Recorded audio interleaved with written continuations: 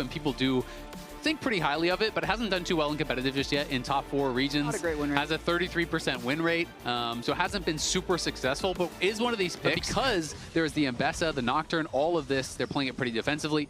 As Hanbok trying to get in, DSG do have first move on this Dragon. I don't think there's going to be a contest. Yeah. So, Darkwings is going to be playing this much slower build. The Roa, a lot less burst, a lot longer to come online, but does give you that additional health and survivability. Bullying impact. But then you look at the CS and you're like, it doesn't really matter. It's kind of just how Sion plays. Sentinels, though, first here on the Grubs. This could be a fight. Castle wants to go moving over. DSG gonna go for it. In comes the ulti, in onto the Nico, but the Pop Blossom pretty good. The Fear does land. Nico's gonna get knocked down, but is that going to be enough? Flash away there from Lions on the side as Hanbok's trying to get something done. Big shockwave across 3, but not a lot of damage behind it. Sentinels just have no consistent DPS. No one ends up falling below a quarter health, and they completely wipe Sentinels off the floor in that. When he's trying to move into a Karma Ezreal. Like, that gank has such a low chance of success.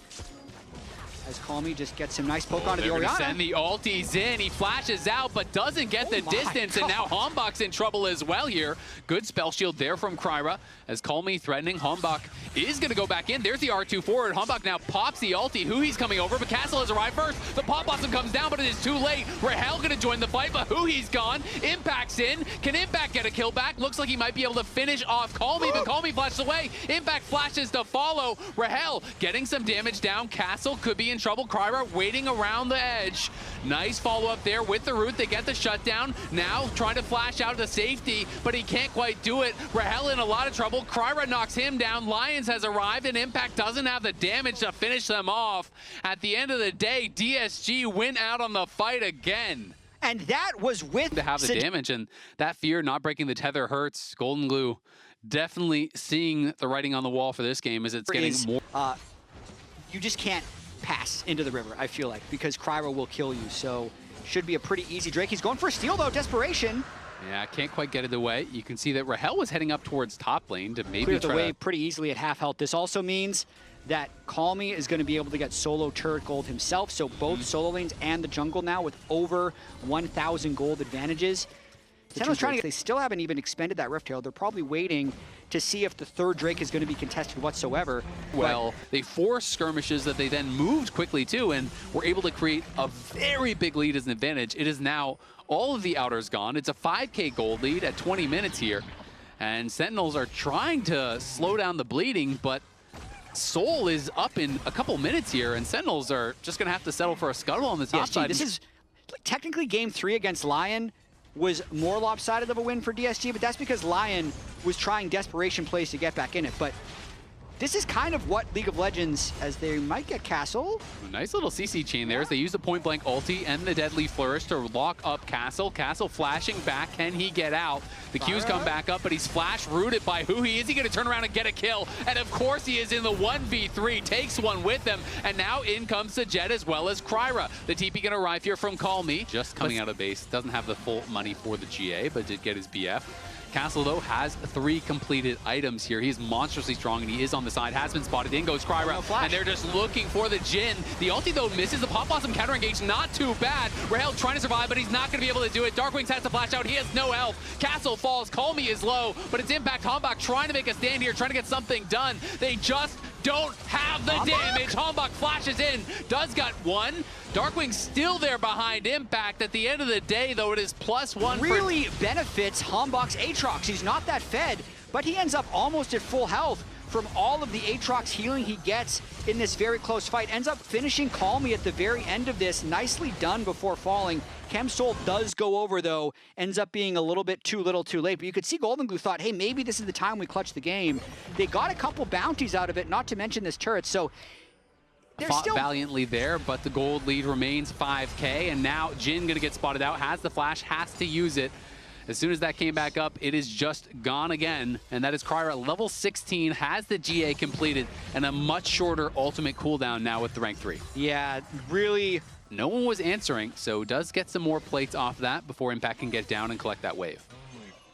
I'm really curious how DSG will play out the rest of this game. Currently, they're sitting in a 1-3-1. Another right ult here. used. Humbok could be in some trouble. The fear tether is there. Castle ult over the wall. Shockwave does not get much done. Lions comes in, and they're going to lock down Humbok, who has no flash. Humbok fighting valiantly will fall to Castle.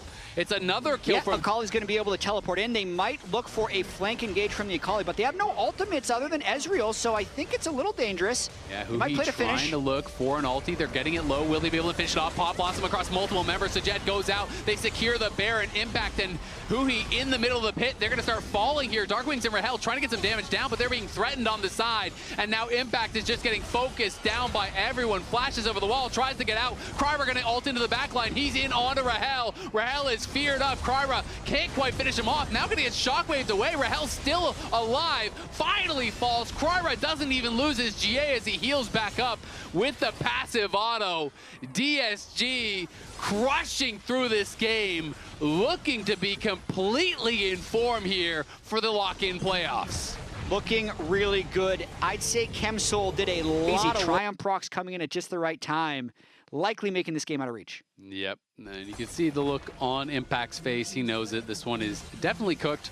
It is a 10,000 gold lead here. We may see Sentinels just try to come out and contest. Generally speaking, a pretty risky strategy, but with Nocturne, able to pick their side. Yep, going to be going in onto Darkwings, and he is just dead in a hurry. That is the difficulty of playing against that Nocturne in that mid lane. Joins the side lane very easily. Down on the bot side, you can see no one there to answer that wave.